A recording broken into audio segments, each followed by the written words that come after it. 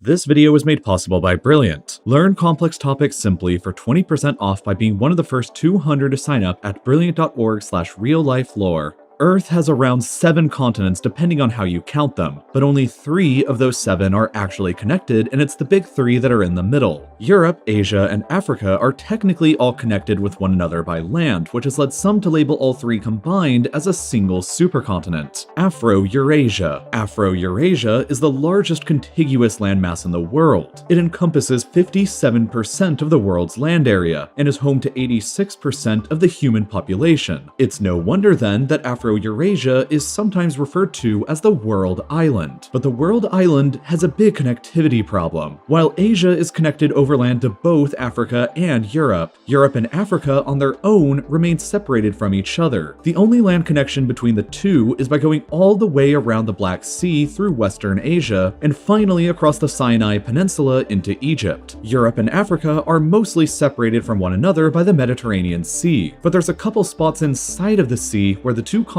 come extremely close to touching. At the Strait of Gibraltar, where they're only 14 kilometers apart, and at the Strait of Sicily, where they're only 145 kilometers apart. Connecting the two continents together by a bridge or a tunnel at either of these two narrowest points would forever change the way that people and goods move across the world island. Europe is home to 746 million people and 25% of the global economy, while Africa is home to nearly 1.3 billion people and about 3% of the global economy. A tunnel or bridge would connect billions of people and enable easier trade and transportation between both sides. But actually constructing such a structure is a lot easier said than done. Let's take a look at building something across the Strait of Gibraltar first. The narrowest point here between the continents is only 14.3 kilometers wide. And here's a list of dozens of bridges that already exist that are longer than that. The Channel Tunnel that connects England with France beneath the English Channel is even longer than that too, at around 38 kilometers long. The relatively shorter distance between Spain and Morocco isn't really the problem here though, it's the depth. You see, there's basically a giant underwater cliff right here in the middle of the strait because the water is about 900 meters deep at some points. For comparison, the deepest point between England and France, where the Channel Tunnel was constructed, is only 115 meters beneath sea level, and that still took over 6 years and about 12 billion euros in today's money to construct. Building a 14-kilometer long tunnel or bridge under or over nearly a kilometer deep ocean is outside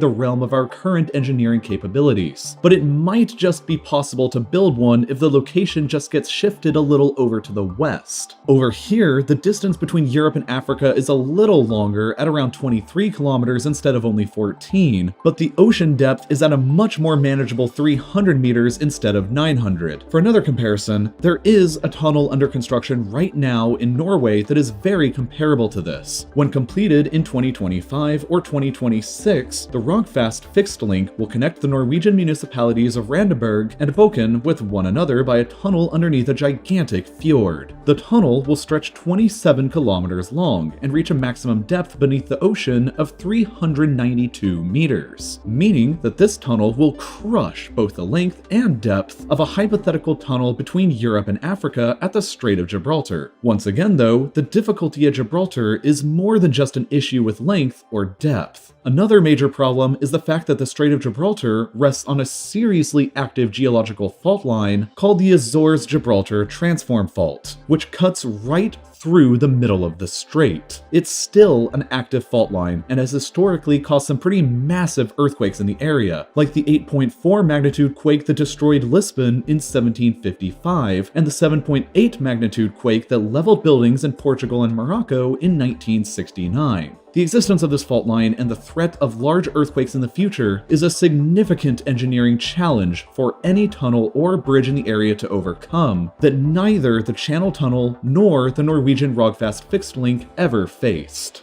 So building a tunnel across the Strait of Gibraltar will be challenging for anybody who ever attempts it. But the other potential area for a Europe to Africa tunnel that I mentioned previously would be even more complicated. the Strait of Sicily. Proposals have been made in the past for such a structure, but none have ever been incredibly serious. I'd say that's mostly because A, Sicily and Tunisia are separated from each other by 145 kilometers of open ocean, and B, Sicily is still just an island and isn't even connected to the European mainland itself, which means that another bridge would have to be built between Sicily and the Italian mainland for the whole thing to work. But none of that has stopped some insane proposals from being made anyway. One such idea calls for the construction of 4 artificial islands between Sicily and Tunisia along a straight line, and the subsequent construction of 5 separate tunnels connecting the islands together with the Tunisian and Sicilian mainlands. These tunnels would provide non-stop rail service between Palermo and Tunis with a total transportation time of 3 hours each way, and would further connect the rail network of North Africa with a network in Europe.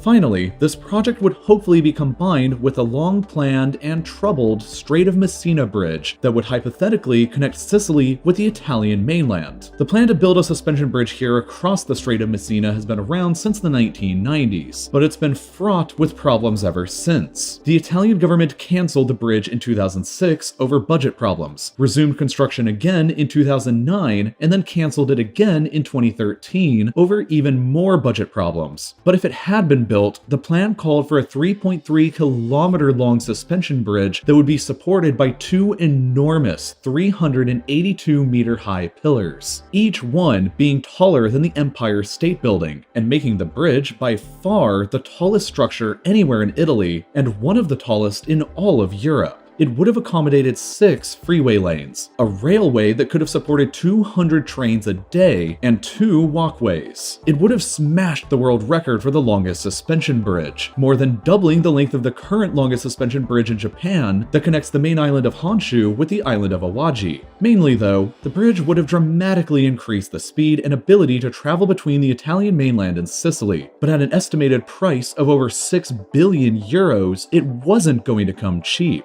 Especially not when you consider that there's already an affordable and easy ferry service between the two sides that anyone can take. Ultimately, this is the main problem with all of these crazy ideas to connect Africa to Europe or even Sicily to Italy. There's just already ferries that provide this service, and while they're not necessarily as convenient for everyday people, they're dramatically cheaper to maintain than the construction of colossal mega projects. There are 3 ferries that leave every single week between Palermo and Tunis. They take a bit over 9 hours, and they only cost 40 to 60 euros. And there are almost constant ferries every day across the Strait of Gibraltar between Spain and Morocco that only take about an hour and only cost 35 euros. If you really want to take a road trip between Europe and Africa, you can easily do it today just by taking a ferry with your car like any of these. And so the construction of a multi-billion-dollar bridge that may or may not even be possible in the first place just stops making sense the more you kind of think about it. Designing bridges between 2 points is incredibly challenging. If you think it's easy to design a massive bridge yourself between places like Italy and Sicily, or even between Europe and Africa or anywhere else, you'll need a pretty firm grasp on things like physics, load distribution, tension, torque, gravity, and much more. And all of those things you can learn about in depth by using Brilliant and taking their Physics of the Everyday course. I've found that Brilliant is incredible at teaching regular people like you or me about complicated subjects through active learning and problem solving. Math and physics can seem incredibly overwhelming when you don't have someone there to help guide you through the steps and the process, but that's exactly what Brilliant will do for you by breaking these subjects down into easy to follow, bite-sized chunks across a huge variety of different STEM fields. You can even learn something new every single day with their short daily challenges that each tie into one of their full interactive courses if you want to learn even more as well. If you like watching my channel, then I know that you enjoy learning about cool things for free. So you should head over to brilliant.org/RLL to sign up for free, and then, by being one of the first 200 people to use that link, you'll also get 20% off of their annual premium subscription. By doing this, you'll be achieving all of your own STEM learning goals, and you'll be supporting RealLifeLore at the same time. So go ahead and check it out now. And as always, thank you for watching.